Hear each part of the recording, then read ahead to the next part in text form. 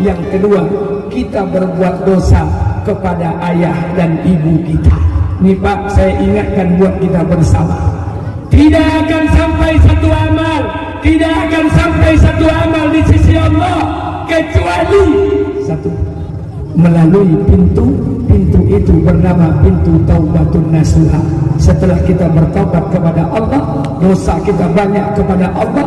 Yang kedua, mohon ampun kepada Allah dan mohon maaf kepada ayah dan ibu kita karena kita banyak berbuat dosa dengan mereka. Ini saya ingatkan buat kita bersama. Wa qada rabbuka alla ta'budu illa iyyahu wa bil walidayni ihsana. Dan Tuhanmu telah mengatakan sembahlah Allah dan berbuat baiklah kalian kepada kedua orang tua. Wa'budullaha wa la tusyriku bihi syai'an wa bil walidayni ihsana. Sembahlah Allah, jangan kau sekutukan dia dengan apapun, dan berbuat baiklah kalian kepada kedua orang tua. Allah orang tua satu level yang sama. Hati-hati, saya ingatkan, kalau ada di antara kita hari ini yang tahajudnya 10 rakaat setiap malam, salat duhanya 12 rakaat setiap pagi, puasanya Senin Kamis, baca Qur'annya one day one juz, satu hari satu juz, infaknya setiap pagi, istrinya pakai jilbab, suaminya 5 waktu ke masjid, puasa terjaga, tahajud terjaga, aurat terjaga, sedekah terjaga, Quran terjaga, sempurna amalnya. Tapi sudah bertahun-tahun dia tak tengok ayah ibunya. Sudah bertahun-tahun dia tak tahu di mana keberadaan ayah ibunya. Sudah berbulan-bulan dia tak menyapa, tak berelok-elok dengan ayah maaf. Sudah berminggu-minggu dia bermusuhan dengan kedua orang tuanya. Maka anak yang seperti ini, seluruh amal yang dibuatnya tertolak dan tidak akan diterima Allah. Hati-hati, jangan-jangan inilah yang menjadi penyebab amal kita ditolak oleh Allah. Sebaliknya, kalau ada di antara kita hari ini yang pandai melayani ayah ibunya, tak ada uang ayah ibu, kita kasih uang. Sakit ayah ibu, kita bawa ke rumah sakit. Dirawat ayah ibu, kita jaga. Bahkan ada di antara kita yang rela membersihkan kotoran ayah ibunya, lebih dia nikmati daripada memakan makanan yang paling dia sukai. Sempurna pelayanan yang dia berikan kepada ayah ibunya. Tapi dia tinggalkan perintah Allah, dia injak-injak perintah Allah, dia kangkangi perintah Allah. Maka anak yang seperti ini, seluruh kebaikan yang dibuatnya kepada ayah ibunya, seluruhnya tertolak, tidak akan diterima Allah. Hari ini apa yang kita buat? Makanya mohon maaf, kita ingin sampaikan buat kita bersama. Bapak ibu yang masih punya ayah ibu, datangi mereka, duduk bersama mereka, kunjungi mereka. Kalau tak bisa kita membuat mereka bahagia, jangan pernah membuat mereka, jangan pernah menyusahkan mereka. Kalau tak bisa kita membuat mereka tertawa, jangan pernah membuat mereka menangis. Datanglah. Ayah ibu kita itu menyekolahkan kita SD, SMP, SMA, S1, S2, S3. Dia harapan dia agar hidup kita lebih baik daripada keadaan kita sekarang. Tapi apa yang membuat kita jarang untuk datang kepada mereka? Pak, Bu, ayah ibu kita tak tahu berapa jumlah kaplingan sawit kita. Ayah ibu kita tak tahu apa merek mobil kita. Ayah ibu kita tak tahu pangkat pegawai negeri kita, 3A, 3B, 3C, 4A, 4B, 4C. Ayah ibu kita tak tahu bahwa kita di public figure. Ayah ibu kita tak tahu dan tak mau tahu. Yang dia tahu kita ni anaknya. Pulang ke rumah cari mak bapak kita. Berulang kali saya sampaikan di mana-mana. Tahun 2016 saya diundang di Sido Mulyo, Pekanbaru. Habis ceramah saya pulang bawa mobil.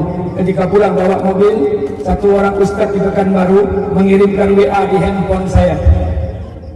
Saya baca WA itu, 2 kali saya baca, air mata saya menetes. Kenapa? WA itu adalah pembicaraan satu orang ibu sedang menelpon anaknya. Apa kata ibunya? Assalamualaikum, nak. Dijawab oleh anaknya, waalaikumsalam. Kata ibunya, nak, sudah 1 bulan kau tak tengok ibu, nak. Apa yang membuat engkau berhalangan? Apakah kau sibuk dengan pekerjaanmu? Minggu yang kedua ibunya telpon lagi. Assalamualaikum, nak. Waalaikumsalam. Kata ibunya, nak, ibu dapat kabar engkau baru beli mobil baru. Apa betul, nak? Kata ibunya, betul, Bu. Kata ibunya, alhamdulillah, ibu senang, ibu bangga. kau bertanggung jawab dengan anak istrimu. Minggu yang ketiga ibunya telepon lagi. Apa kata ibunya? Assalamualaikum nak. Waalaikumsalam. Kata anaknya. Kata ibunya, nak, ibu dapat kabar kau baru beli rumah baru. Apa betul nak? Kata anaknya, betul bu. Kata ibunya, alhamdulillah nak, kau pandai menjaga anak istrimu. Minggu yang keempat ibunya telepon lagi. Apa kata ibunya? Assalamualaikum nak. Waalaikumsalam. Kata ibunya, nak, tadi ibu pergi ke pasar. Ibu bertemu dengan temanmu di pasar. Temanmu banyak cerita tentang kamu. Kata temanmu, kamu baru beli anak anjing seharga 40 juta dari negeri Belanda. Kau siapkan kandang anjing depan rumahmu. Kau kasih makan anjingmu pagi, siang dan sore. Kau jaga anjingmu pagi, siang dan sore. Kau pelihara anjingmu pagi, siang dan sore. Kau kasih makan anjingmu pagi, siang dan sore. Apa kata ibunya? Nak, dengarkan pesan ibu untuk terakhir kalinya. Apa kata ibunya? Wahai anakku, demi Allah nak, demi Allah, seandainya Allah menciptakan ibu untuk yang kedua kali di muka bumi ini, seandainya Allah menciptakan ibu untuk yang kedua kali di muka bumi ini, apa kata ibunya? Demi Allah nak, demi Allah, ibu tidak ingin terlahir sebagai manusia.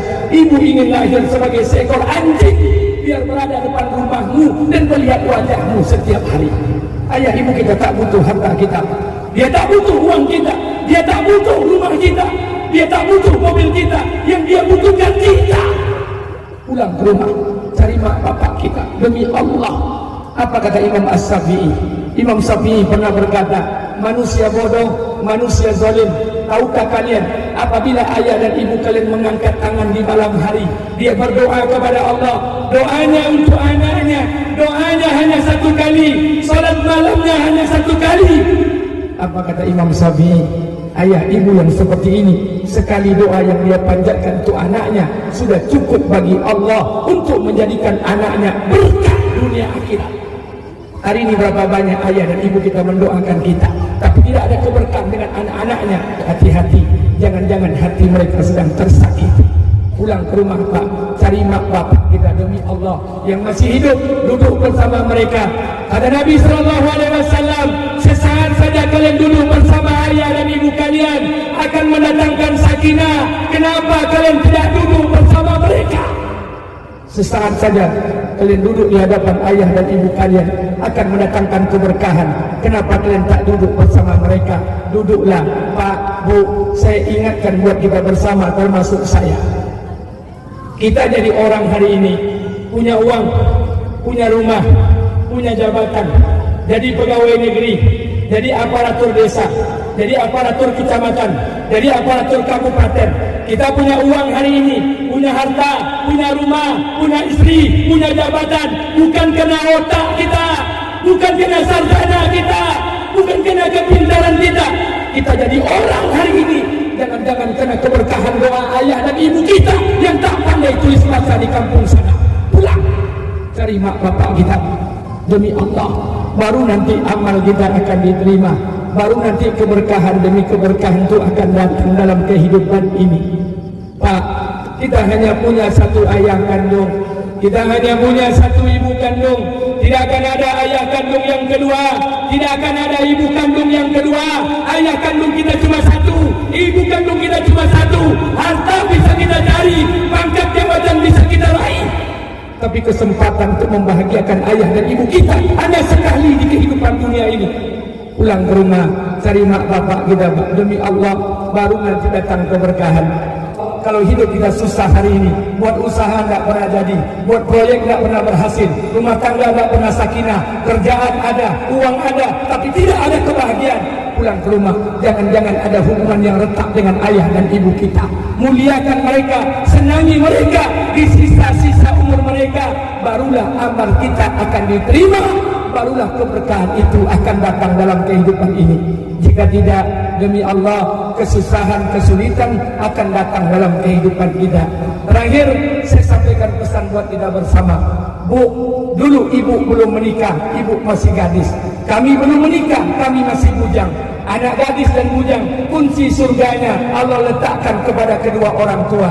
Ridha Allah bi ridha Allah, wa sumtu bi sumtu walidain. Ridha Allah bergantung ridha orang tua, murka Allah pun bergantung dengan murka orang tua. Tapi setelah ibu menikah jadi istri orang, kami menikah jadi suami orang, maka kunci surga para istri Allah titipkan dengan para suami. Ibu kalau ingin masuk surga, minta kunci dengan suami. Walaupun suami mungkin belum pandai solat, walaupun suami belum fasih bacaan Qur'annya, minta kunci surga kepada suami. Pertanyaannya adalah, kunci surga kami para suami di mana? Kunci surga kami para suami ada pada kedua orang tua kandung suaminya, terkhusus kepada ibu kandungnya. Maka kata Nabi, istri zalim, istri zalim, istri zalim, istri yang melarang suaminya untuk dekat dengan orang tua kandungnya, zalim. Maka jangan halangi suami untuk dekat dengan orang tua kandungnya. Pak, kita tidak lama nikah dengan istri kita, suatu saat kita akan berpisah dengan istri kita. Kalau tidak kematian, perceraiannya akan memisahkannya. Tapi demi Allah, dengan ayah dan ibu kandung kita sampai hari kiamat, hubungan itu tidak akan terpisahkan. Tapi hari ini lucu, istri kita berkelahi dengan mak kandung kita, kita pun turut pula membenci mak kandung kita. Summa na'udzubillah. Pantas hidup tidak berkah, pantas tidak ada sakinah, pantas tidak ada ketenangan di kehidupan rumah tangga. Pulang ke rumah, cari mak bapak kita yang masih hidup, yang sudah meninggal dunia, ziarahi kuburnya, doakan mereka agar mereka diberikan tempat yang paling baik di sisi Allah. Bagi orang tua yang sudah meninggal dunia, saya berikan pesan satu. Suatu ketika Nabi duduk bersama malaikat Jibril melewati sebuah kuburan, banyak kuburan. Apa kata malaikat Jibril? Ya Rasulullah, maukah engkau aku tunjukkan apa kegiatan para penghuni kubur? Kata Nabi, tunjukkan kepadaku. Maka diperintahkan oleh Jibril, seluruh penghuni kubur bangun, duduk di batu nisan masing-masing. Seluruh penghuni kubur tertawa sambil memakan biji-bijian. Tapi ada satu penghuni kubur yang menangis dan bersedih. Apa kata Rasulullah? Wahai Jibril, aku melihat satu penghuni kubur menangis. Ada apa wahai Jibril? Kata Jibril, ya Rasulullah, tahukah engkau penghuni kubur yang menangis dan bersedih kena mulai dari hari kematiannya sampai hari ini tak satu pun kiriman doa dari ahli baitnya. Maka doakan ayah dan ibu kita, ziarahi kubur mereka, duduk bersama mereka. Demi Allah, sampaikan doa kita kepada Allah, mohon ampuni buat ayah dan ibu kita, semoga Allah lapangkan kuburnya dan ditempatkan di tempat yang paling dimuliakan Allah. Amin, amin ya rabbal alamin. Pulang ke rumah, cari mak bapak kita yang masih hidup, senangkan mereka. Mereka tak butuh harta kita, mereka tak butuh uang kita, yang mereka butuhkan kita. Datangi mereka, duduk bersama mereka. Kalau tak bisa membahagiakan mereka, jangan pernah menyusahkan mereka. Kalau tidak bisa membuat mereka tertawa, demi Allah, jangan pernah membuat mereka menangis. Jika ini kita lakukan, bapak boleh lihat, ibu boleh lihat, keberkahan demi keberkahan akan datang dalam kehidupan ini. Mudah-mudahan kita semua diberikan kekuatan oleh Allah, dan mudah-mudahan kita dijadikan adalah orang-orang yang terbaik. Dan mudah-mudahan ayah dan ibu kita yang meninggal dunia dilapangkan kuburnya dan ditempatkan di tempat yang paling dimuliakan Allah Subhanahu wa taala. Amin, amin, amin ya rabbal alamin. Ini mungkin yang dapat saya sampaikan pada malam hari ini. Sekali lagi saya ingin sampaikan buat kita bersama, baik menjadi orang penting, tapi jauh lebih penting lagi kalau kita menjadi orang baik. Merasa soleh adalah sebuah kesalahan, merasa salah adalah hakikat sebuah kesolehan. Tidak ada satu butir nasi pun yang masuk ke mulut manusia yang tidak akan diminta pertanggungjawaban di hadapan Allah. Maka bertobatlah kepada Allah, mohon ampunlah kepada Allah, karena tidak ada di antara kita manusia yang tidak berdosa di kehidupan dunia ini. Mudah-mudahan kita berdoa sebentar lagi, mudah-mudahan doa kita dikabul dan ijabah oleh Allah, dan mudah-mudahan Allah ampunkan semua dosa-dosa kita. Amin, amin, amin ya rabbal alamin.